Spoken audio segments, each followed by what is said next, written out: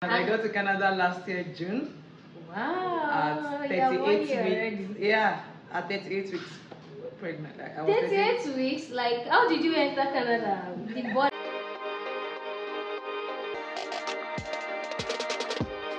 Hi guys, welcome back to my channel. If you are new here, kindly click on the subscribe button.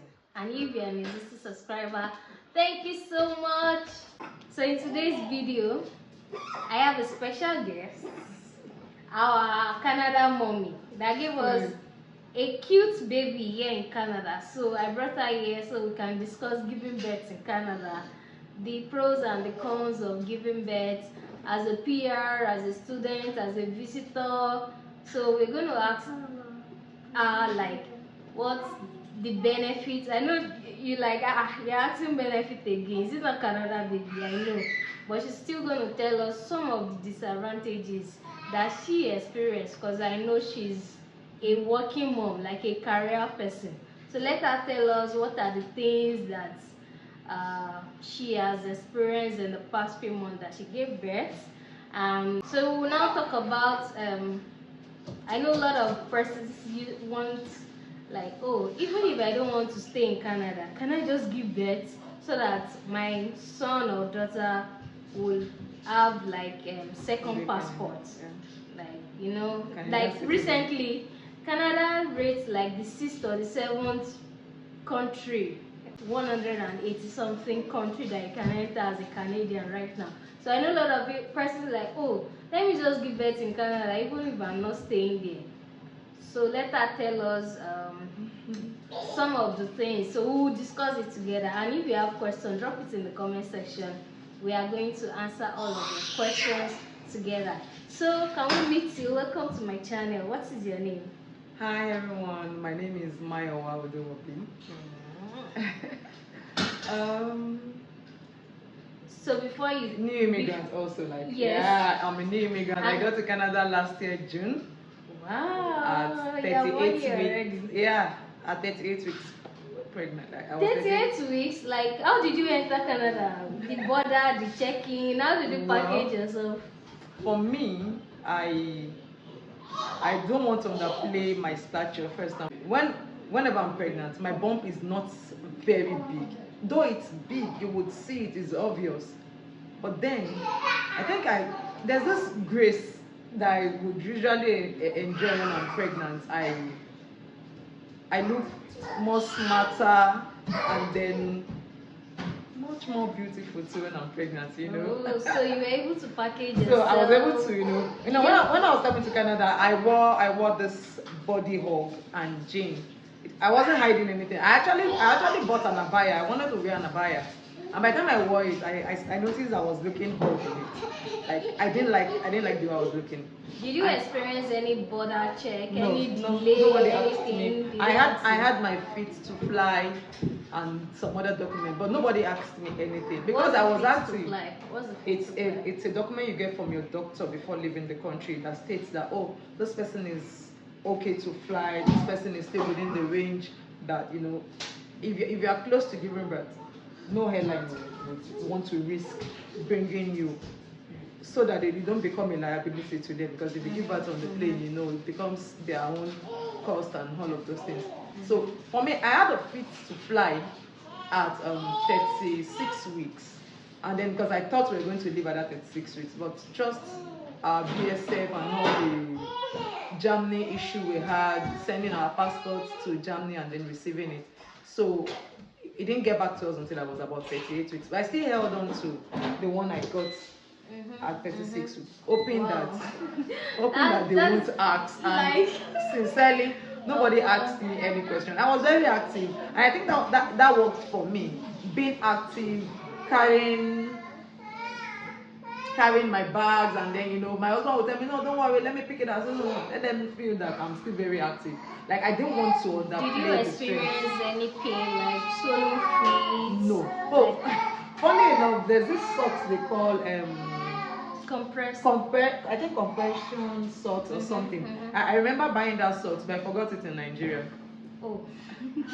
I never experienced anything like swollen feet, tiredness, or so for anyone that wants to give birth, I think that is coming that late, no airline will take you. But if you're actually coming that late, I think fit to fly is the number one thing that you need to. It depends on the airline. I flew with am I allowed to mention the airline? No, I think let's leave that. Yeah, let's leave that. And another question, you know, that means how many weeks after the gig event? Just 2 weeks after. I got in. Getting hospital for that 2 weeks, how was it? Okay. Like? For me. Did you have any arrangement before leaving Nigeria, or it was when you got to? No, there was no arrangement whatsoever. We got into Canada on a Saturday. By Monday, my sister-in-law already, she drove us to one of the walk-in clinics. By the time we got there, we were not able to get a doctor on that very day. She took me to another walk-in clinic, and you just get into the walk-in clinic. Sorry. On Monday we had our health card. We went for health card registration, SIN registration. So important. The moment we had the health card, and as at the time we landed, you will get your health card on the spot. I think these days they have to wait for like 4 weeks or more. So I got my health card that same day with my SIN. Then the next day on a Tuesday we went to the hospital. We did the walk-in. When I got in, the doctor examined me immediately without any questioning. He got my history, the background, necessary questions that everyone would ask. So the moment he checked, he discovered I was close to giving birth, and then he said to me that because I was close to having my baby, he won't delay. He got me a gynecologist almost immediately. On the contrary, I think I asked him a question. I can't remember. He now said to me that if I wasn't close to having my baby, getting a gynecologist might not be that easy. I will have to wait for some weeks, and then to get a doctor that would accept to have me as their patient, and But for me, the peculiarity of my pregnancy at that point in time, I was close to having my baby. They got me a gynecologist almost immediately, and then I ran all necessary tests. Did you make any payments? Because I know if you are coming as a visitor, like temporary TRV, temporary residence permits, or visa, temporary resident visa, you would make some payments. But for permanent resident that came in at that time, were you asked to make any payments? I paid $0, nothing. Everything was free. When I mean free, it was free. Because recently I make a research, I asked some people about if you're on TRV, like a student, the work permit, any of the visiting too, that is not a permanent thing. People pay up to 15,000, 20,000, 25,000 Canadian dollars. Yeah. So then we still see Nigerians that still like, oh, I must go to Canada to give birth. So we are talking about where is the money coming from? Because right now the Canadian dollar is around 650 to 670. Yeah. And times 20,000 Canadian dollars. That's a lot of money. And that's excluding your flight fee. Don't forget. That's excluding maybe your accommodation fee when you get down here. That's just what you pay, being either on a temporary visa or a visiting visa and all that. For a permanent, those are some of the perks that comes with being a permanent resident. You enjoy so many benefits. One of it is free breaths, and then you have access to Did you have a room to yourself, like in Nigeria? If you have a HMO that is really strong, like HMO, not all those small ones, you would have like a private room, lunch, dinner, everything served. They will take care of the baby, like all those special hospitals like that. When you gave birth, was it like that, or was it like a general hospital? General hospital, our general hospital in our country, is it like that? It's nothing compared to our general hospital. It's like you going to hospitals like Lagoon, hospitals like I think Eco Hospital is also one top-notch hospital. Just mention those high-class hospitals back in Nigeria. Then that's where you put their general hospital here. In fact, basically all of their hospitals are on general practice. I'm not sure they're allowed to. So when I got in to the hospital that day, it was on a Sunday morning, the moment they noticed I was in labor, they already brought the stretcher, and then everybody was on it. They did not even ask any information. So I was like, when I go upstairs, like, okay, can I see your health card? And before you know, in another room, trying to check the fatal rates, trying to check the baby's breathing, and to see if the baby is stressed or not, and they did all that. Did they propose CS? No, like no, they didn't. No. While they were questioning me, they asked how I had my previous children. So probably because I didn't have an experience with CS, I wouldn't know. But they did not propose it. They just they and checked. And I heard that they used to give an epidural. Epidural. Yeah, they would ask you before giving you. I had been in labor. I got into hospital around 6 a.m. I had my baby 8 a.m. So between 6 and 7, that was the period they were checking the drop. You know how the baby drops while you are in labor and all that, and everything was being checked using the machine. By the time we got into the labor room, I had one of the nurses asking me, "Do you want us to give epidural? Do you want it?" I'm like, "What's it going to do to stop the pain?" "Okay, go ahead." They gave it to me, but I'm not sure that thing worked on me because I really did not see the difference between the epidural and. How many centimeters were you when you got to the hospital? Because I know that in some of the research is like, if you go there, the way we pack our bag and go to hospital in Nigeria and say, "Oh, I think I'm in labor," and they will say, "Yeah, go to the bed," and they will keep checking you to see how many centimeters. I think I was about 6. But yeah, I add that if you are not to a number of dilation, they will keep sending you back to. Well, I didn't. I did not experience. Come back later. You are not ready for birth now. I didn't experience that because in my previous childbirth, process of childbirth, I would always wait. When I had my first child, I was 4 centimeters gone before I got to the hospital. My second child, I was 8 centimeters gone before I got to the hospital. So for him, I started labor around 1 a.m. I didn't leave the house until 5 a.m. So by the time I got to the hospital, I was about 6 centimeters gone. And in 2 hours, the baby came out. So nobody sent it. Okay, now for the birth part. So what do you think? I know they've been offering you a lot of benefits for the child. Is their baby now? They've been taking good care. But on your part now, let's ask, what thing do you think, what we do in Nigeria and what we do? I know in Nigeria you would have gone back to work probably 3 months. So yeah, what do you think is the bad part of it that you feel that, so tell us about that part. Personally, I would say that when you're here, you're on your own. You are on your own. Everyone is busy. There is no big mommy somewhere you want to go and drop your baby with. Or one, if you're going to get a nanny, you're paying for it. So back in Nigeria, after 6 months, I'm back to work, but here it's a year and a month now, and I've been at home. I'm on all of the waiting lists of daycare in my area, hoping to get a space. I don't know how soon I'm going to get that. That support. I've not worked since I got to Canada. I got into Canada last year June, and I've not had it. I started volunteering. Volunteering. I just go and did so as to gain the Canadian experience. That was why I went for the volunteering. Me not going to the office or having to do something at times gets back at me. Because I'm used to. You know how Lagos is now. You're back to work and then you start doing this and all that. So I miss that part of my life. Then you see that support system we get in Nigeria. Please don't take it for granted any longer. That uncle, auntie, brother, that comes sister, to your house like 3 months after you've given birth. Those bathing your child, you are still sleeping. Those support system you get in your local, I don't know. There's this support system we have in Nigeria that, sincerely, it's not here. I'm speaking from my own personal perspective. And I know that it cuts across, so many other people too.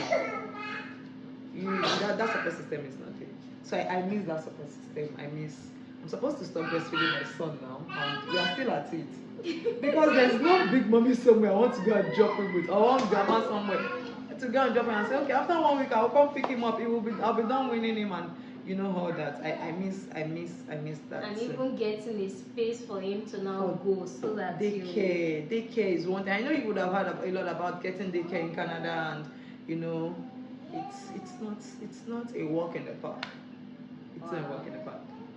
Is there any advice you want to give to any pregnant mom or people that probably in your situation? I know sometimes you feel so down that you're like, oh, this is not where I'm supposed to be. In Nigeria, you know the number of money, the amount of money you would have counted or something, but now because you cannot drop the baby anywhere, so you are still taking care of the baby. I know some persons are in your shoes and like, oh God, I think I'm just useless. Like, so at those points, what do you do? How do you encourage yourself? Do you want to encourage such people and also encourage those pregnant people? I know they are like, God, so am I going to experience this? So just tell us those advices for them. You know, at a point, I think earlier this year, I discovered that I wasn't experiencing depression, so to say. I think that's a very ambiguous way of describing how I was feeling. But you know that feeling of this is not me. I know what I would have been doing by now if I was back home or something, and I just discovered that all my life was wrapped around waking up in the morning, taking care of the children, because I have 3. My first child is 6, is the only one in school. The other is 3, and then I have a 1-year-old now.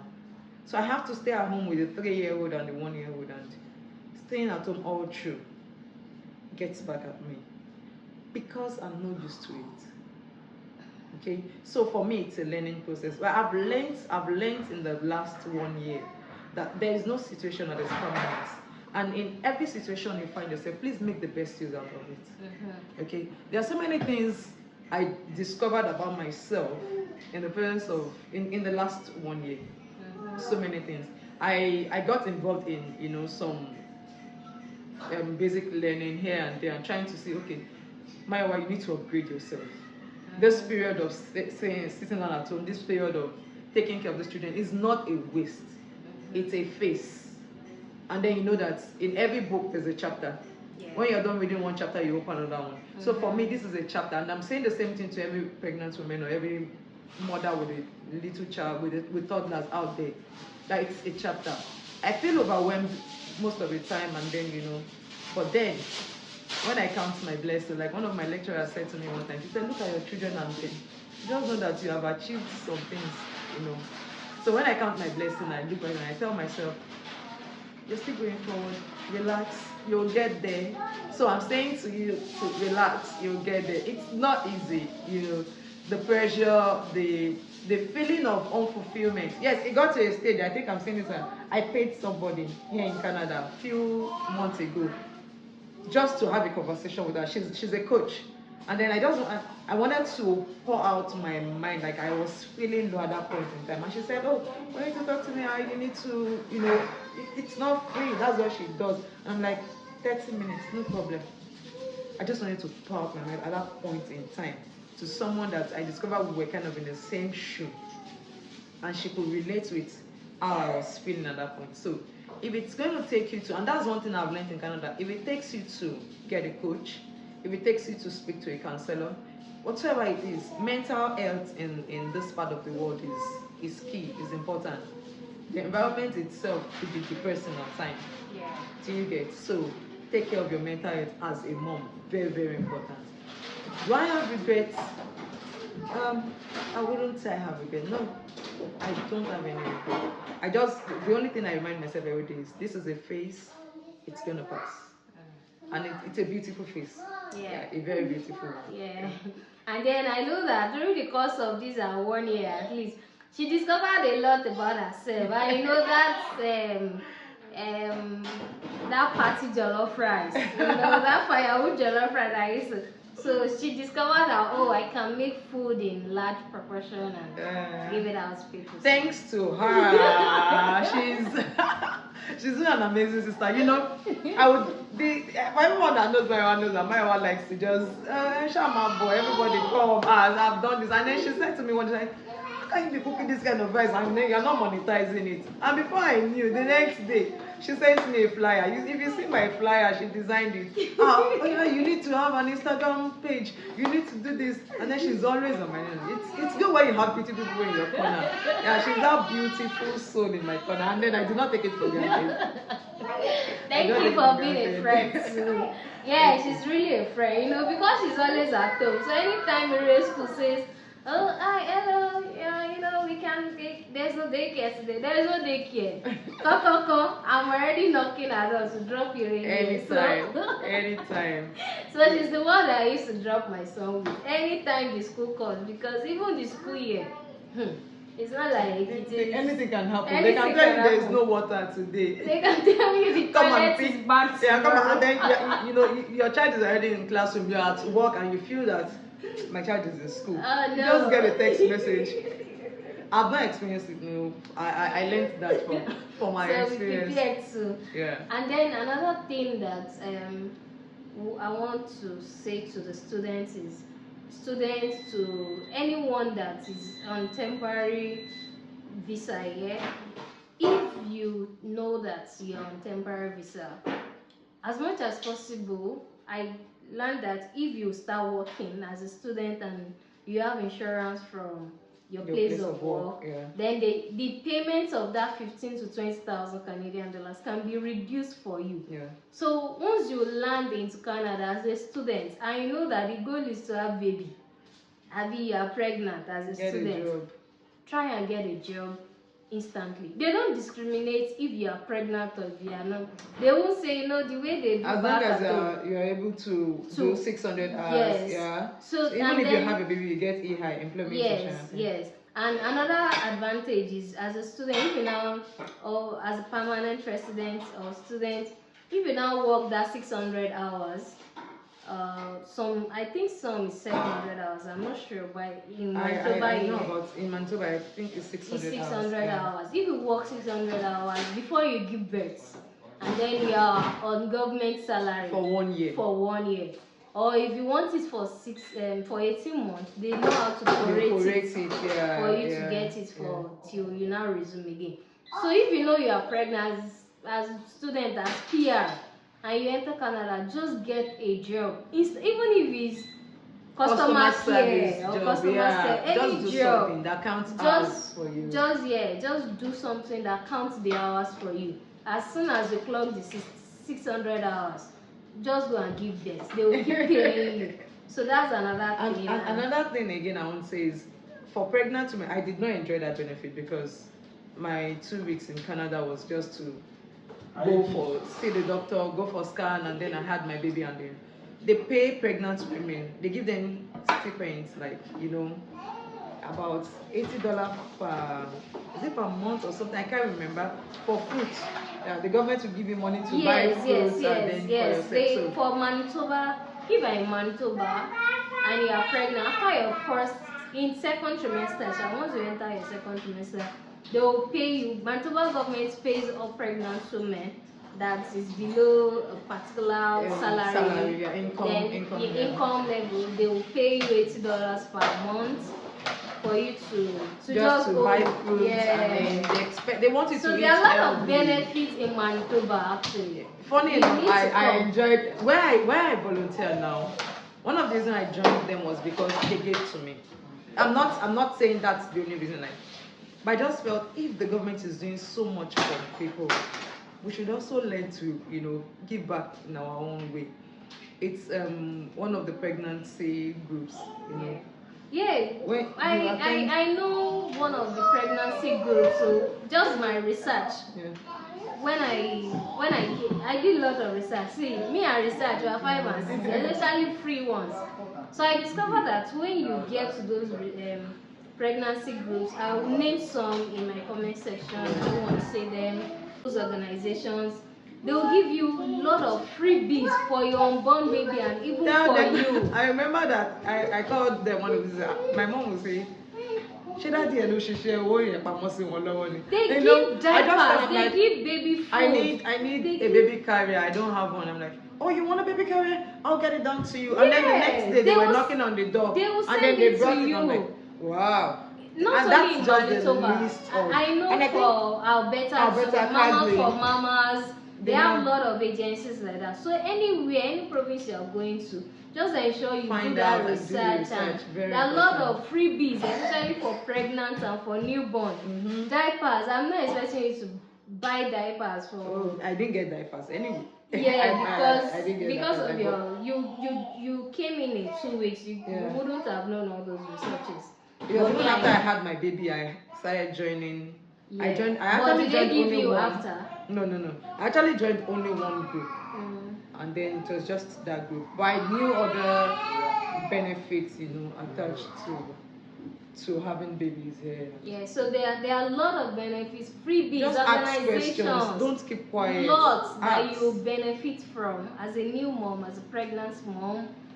That they even do lectures for you, and in that lecture they will cook for you. Yeah. They will do lecture of newborn, the births. They have different topics. They have different topics for you. They will teach you. They will teach you about nutrition. You don't want to miss all of this privilege. So thank you for joining our section today. Everybody say thank you to her. And this is what we'll be offering now for joining our section. So thank you. And at least a bottle of Coke. Yeah, things we do for love. And thanks for having me on your channel. So everybody, if you have any questions, please drop it in the comment section. And do not hesitate to engage that channel. Like it, comment, share it. Thank you. Subscribe. And subscribe. Don't forget. So thank you. Thank you. It's nice having you. Nice having you too. Bye now.